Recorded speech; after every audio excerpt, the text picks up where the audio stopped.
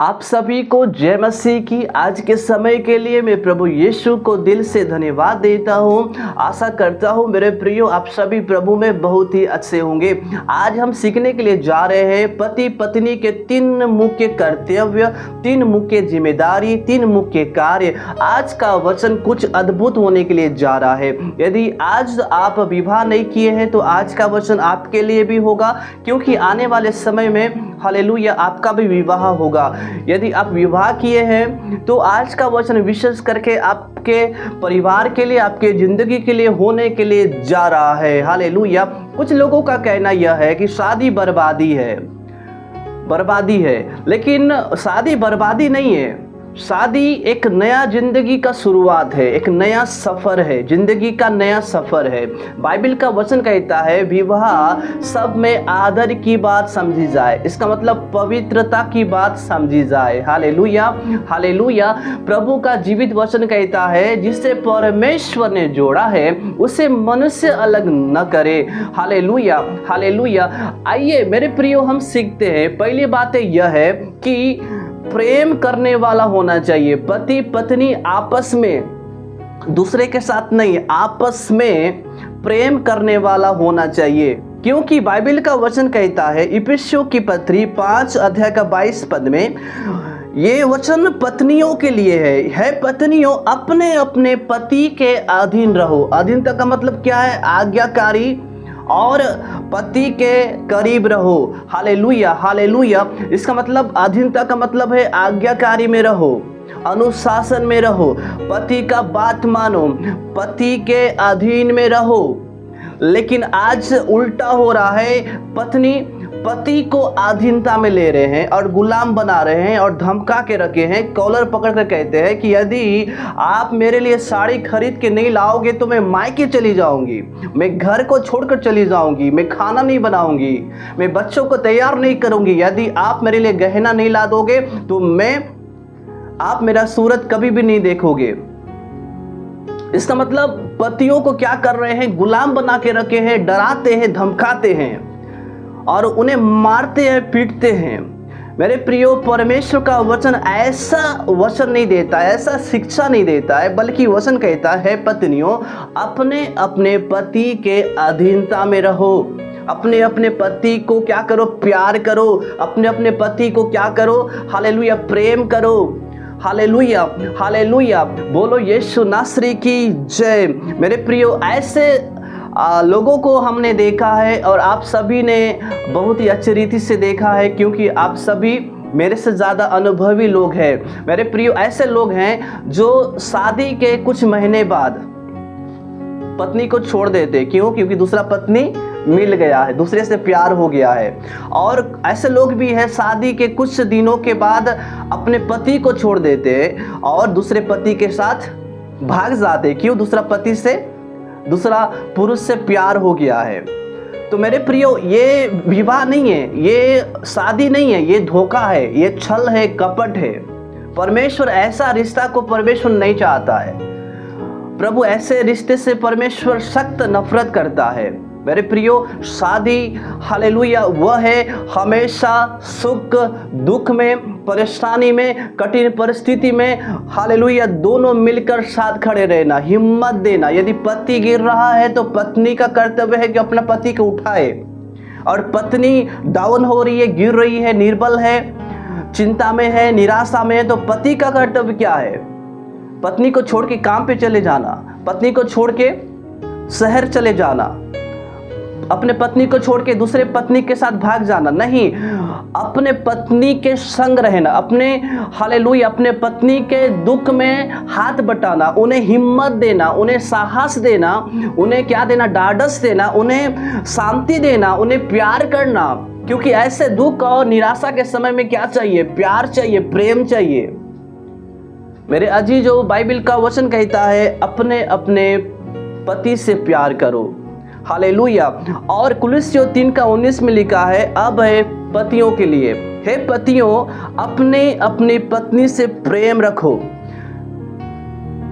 प्रेम कितना समय झलकता है शादी के समय में, जब अंगूठी पहनाते हैं, जब माला पहनाते हैं उस समय प्यार दिखना शुरू हो जाता है, आपस में स्माइल करते हैं, हंसते हैं, मुस्कुराते हैं और प्यार 2 गुना 3 गुना 4 गुना न जाने कितना गुना बढ़े रहता है और पता ही नहीं चलता। प्यार के समुद्र में डूब जाते हैं और उन्हें कुछ दिखाई नहीं देता, केवल प्यार प्यार प्यार ही दिखाई देता है। उसके बाद कुछ सालों के बाद वो प्यार नहीं रहता है, वो खत्म हो जाता है। उसके बाद छोड़ोगे नहीं, मैं तुझे नहीं छोड़ूंगा, मैं तुझसे बढ़कर हूं, मैं बहुत कुछ कर सकता हूं। उसके बाद प्यार खत्म हो जाता है। मेरे प्रियो, प्रभु का वचन क्या कहता है? अपनी अपनी पत्नी से प्रेम रखो, दूसरे पत्नी के साथ नहीं। कई बार अपने पत्नी को छोड़ के दूसरे पत्नियों को नजर लगाते, दूसरे पत्नियों की ओर ध्यान देते, देखते हैं, वाह कितनी सुंदर है, तू चंद्रमुखी है, तू सूरजमुखी है। दूसरे पत्नियों को क्या करते हैं? तारीफ करते हैं और दूसरे पत्नियों के पीछे भागते हैं, अपना घर का पत्नी को छोड़ के। लेकिन बाइबल का परमेश्वर क्या कहता है? अपने अपने पत्नी से प्रेम रखो, दूसरे से नहीं। हालेलुया। और लिखा है उनसे कठोरता न करो, उनसे, अपने पत्नी से कठोरता का व्यवहार न करो। कठोरता का मतलब क्या है? तू अच्छे से खाना नहीं बनाती है, तू अच्छे से नहीं नहाती है, तू अच्छे से घर को साफ नहीं करती है, तेरे से तो अच्छा वो रश्मि है, तेरे से तो अच्छा वो काजल है, तेरे से तो अच्छा वो सुनीता है, तेरे से तो अच्छा प्रीति जिंटा है। मतलब इसका मतलब हम दूसरे स्त्रियों के साथ अपने पत्नी को क्या करते हैं? तुलना कर रहे हैं, भेदभाव कर रहे हैं। यह है कठोरता का व्यवहार। आपकी पत्नी जैसे भी हो, कैसे भी हो, लेकिन वो आपकी पत्नी है। आपका पति कैसा भी दिखता हो, आपका पति कैसे भी हो, वो आपका पति है। उनसे प्यार करने के लिए बाइबल का वचन कहता है। Hallelujah, hallelujah. लिखा है मेरे प्रियो, पहला पत्रस की पत्री उसके 3 अध्याय का 7 पद में लिखा है, वैसे ही है पतियों, तुम भी बुद्धिमानी से पत्नियों के साथ जीवन निर्वाह करो। क्या से? बुद्धिमानी से, यह समझकर कि हम दोनों जीवन के वरदान के वारिस हैं, जिससे तुम्हारी प्रार्थनाएं रुक न जाए। पति पत्नी आपस में प्यार नहीं करने के कारण वो प्रार्थना जो कर रहे हैं ना परिवार में, वो प्रार्थना रुक गया है, वो ऊपर नहीं जा रहा है, परमेश्वर के पास जा ही नहीं रहा है। और पति अलग रूम में प्रार्थना कर रहा है, पत्नी अलग रूम में प्रार्थना कर रही है, और परिवार के बच्चे लोग अलग रूम में प्रार्थना कर रहे हैं। सभी का मन अलग अलग है। लेकिन बाइबल का वचन कहता है, यदि 2 जन एक मन होकर, एक मन का मतलब क्या है? प्यार से, एकता के साथ एक मन होकर यदि प्रार्थना करते हैं तो उनके लिए हर बातें प्रभु यीशु मसीह पूरा कर देता है। इसका मतलब प्रार्थना का प्रतिफल, प्रार्थना का उत्तर उनके परिवार में आता है। लेकिन एक मन न होने के कारण वो प्रार्थना रुक गया है।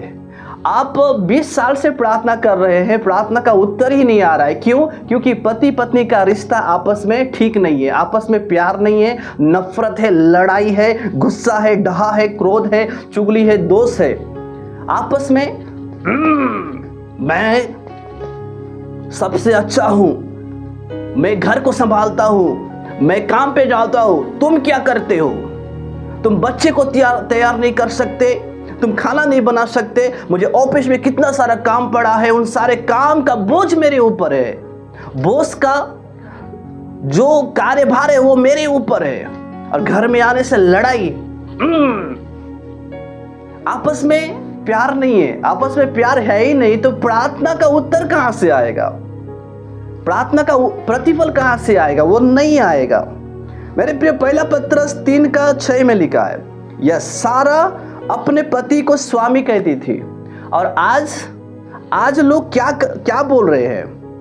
आज अपने पति को क्या बोलकर संबोधित कर रहे हैं? बेटू और मोटू, और तेरे नाम जंगली, गधा, डायनासोर।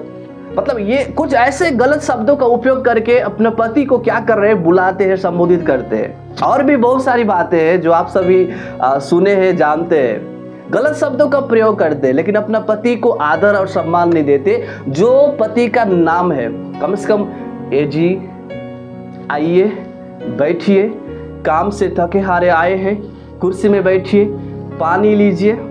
लेकिन नहीं, हम तो छोड़ूंगा नहीं मैं। उसने मेरे लिए साड़ी नहीं ला दिया, उसने मेरे लिए गाड़ी नहीं ला दिया, उसने मेरे लिए स्कूटी नहीं ला दिया, उसने मेरे लिए जमीन नहीं खरीद दिया, उसने मेरे लिए पैसा नहीं दिया, शॉपिंग करने के लिए पैसा नहीं दिया, गाड़ी नहीं दिया, कुछ भी नहीं दिया। गाड़ी को पंचर कर दूंगी, कैसे करके वो नौकरी में जाएगा, तो पंचर करूंगी, पंचर। हम गुस्से में हम व्याकुल हो जाते हैं और अपना पति को गलत शब्दों से हम क्या करते हैं, संबोधित करते हैं। और पति लोग अपना पत्नी को क्या बोलते हैं, ज्वालामुखी बोलते हैं, ज्वालामुखी, वो आपको भस्म कर देगी। कुछ लोग अपने पत्नी को मोटी बोलते हैं, मोटी। भाई आपने तो खिलाया है, वो खा खा के मोटी हो गई है, और आप क्या बोल रहे हैं, मोटी। तू पागल है, तेरे पास दिमाग नहीं है, तेरा दिमाग यहाँ पे नहीं है, घुटना में है, तू पांव की जूती है। ये गलत शब्द है। वे गलत शब्दों का उपयोग करते हुए परिवार में लड़ाई है, परिवार में चिंता है, परिवार में निराशा है, तो प्रार्थना का उत्तर कहां से आएगा? यहां पर प्रेम कहां से प्रकट होगा? प्रेम प्रकट होगा ही नहीं। अब आप जिंदगी भर आई लव यू बोलते रहो अपना पत्नी को, वो होगा ही नहीं, प्यार बढ़ेगा ही नहीं, क्योंकि आपस में घमासान लड़ाई है, युद्ध चल रहा है और काफी ज्यादा परेशानियां है, काफी ज्यादा तकलीफें है। लेकिन बाइबल का परमेश्वर कहता है प्रेम में बने रहो। हालेलुया, हालेलुया, बोलो यीशु नासरी की जय। मेरे प्रियो, दूसरी बात है, दूसरा जिम्मेदारी यह है, यह जिम्मेदारी केवल पत्नी के लिए नहीं है, केवल पति के लिए नहीं है, बल्कि दोनों के लिए है। वह है परिवार का प्रबंध करने वाला हो। पहला तीमुथियुस के पत्री 3:5 में लिखा है, जब कोई अपने घर ही का प्रबंध करना न जानता हो तो परमेश्वर की कलीसिया की रखवाली कैसे करेगा? जो कोई अपने घर को व्यवस्थित प्रबंध करना न जानता हो तो वो परमेश्वर की कलीसिया का रखवाली कैसे करेगा? क्योंकि पहला कलीसिया घर है, पहला चर्च घर है, उसके बाद वो दूसरा चर्च है। लेकिन परमेश्वर का वचन कहता है सबसे पहले अपने घर की जिम्मेदारियों को पूरा करे, अपने घर की आवश्यकताओं को पूरा करे। लेकिन कुछ लोग ऐसे होते हैं, घर में रोटी नहीं है और चर्च में हालेलुया, हालेलुया, आमीन, थैंक यू जीसस, हालेलुया। घर में अनाज नहीं है, घर में चावल नहीं है, घर में आटा नहीं है, घर में तेल नहीं है, घर में पानी नहीं है, घर में आवश्यकता चीजें नहीं है, प्रबंध है ही नहीं, और चर्च में हालेलुया, हालेलुया, ओ यीशु हमें आशीष देता है, यीशु हमें चंगाई देता है, यीशु हमें छुटकारा देता है, हालेलुया। अब अच्छी बात है, वह आराधना कर रहे हैं, हाँ यीशु चंगाई देता है। सबसे पहले चंगाई तो घर में होना चाहिए, आशीष तो घर में होना चाहिए। सबसे पहले रोटी की व्यवस्था, चावल की व्यवस्था, तेल की व्यवस्था, हर एक छोटी छोटी बातें, छोटी छोटी वस्तुओं को प्रबंध करना घर में आवश्यकता है। उसके बाद आप चर्च में कर सकते हैं। Hallelujah, hallelujah. कुछ लोग के घर में बच्चे नंगे घूम रहे हैं, घर में पहनने के लिए वस्त्र नहीं है, घर में वस्त्र नहीं है, कपड़ा नहीं है, और बाहर वे क्या कर रहे हैं, चर्च में कपड़ा बांट रहे हैं, वस्त्र बांट रहे हैं, दया का दान दिखा रहे हैं, उसको हम बोलेंगे गिफ्ट दे रहे हैं। अच्छी बात है, आप देते हैं, लेकिन घर की आवश्यकताओं को तो जाने कि घर में कौन कौन सी आवश्यकता है, कि बच्चे के पास वस्त्र नहीं है, पहनने के लिए अच्छा कपड़ा नहीं है, और आप चले गए हैं दूसरे के सामने आदर और सम्मान पाने के लिए, दूसरे के सामने कपड़ा बांटने के लिए। लेकिन घर की आवश्यकताओं को प्रबंध करने के लिए प्रभु का वचन कहता है, हालेलुया, हालेलुया, बोलो यीशु मसीह की जय। और घर में लड़ाई है, मैंने पहले ही कहा था, घमासान लड़ाई, युद्ध हो रहा है, लड़ाई है, आपस में लड़ाई है पति और पत्नी के बीच में। और चर्च में प्रेम के बारे में प्रचार कर रहे हैं, यीशु प्रेम करने वाला है, हालेलुया, यीशु दया करने वाला है, हालेलुया, यीशु प्यार करने वाला है, हालेलुया। लेकिन घर में क्या हो रहा है, घर में क्या चल रहा है? घर में तो लड़ाई है, घर में तो नफरत है, पति पत्नी के बीच में तो युद्ध चल रहा है, क्रोध और डाह चल रहा है। और चर्च में प्रेम की बातें का प्रचार किया जा रहा है। बाइबल का वचन कहता है सबसे पहले अपने घर को सुधारे, क्योंकि पहला कलीसिया अपना घर है, पहला चर्च अपना घर है। Hallelujah, hallelujah. मेरे प्रियो, तीसरी और लास्ट बात यह है कि पति पत्नी का बच्चों के प्रति मुख्य कर्तव्य यह है। इफिसियों की पत्री 6:4 में लिखा है, हे बच्चे वालों, अपने बच्चों को रिस न दिलाओ। रिस कैसे देते हैं कि तू नालायक है, तेरे से अच्छा तो वो रोहन है, तेरे से अच्छा तो वो मोहन है, तेरे से अच्छा तो वो सागर है।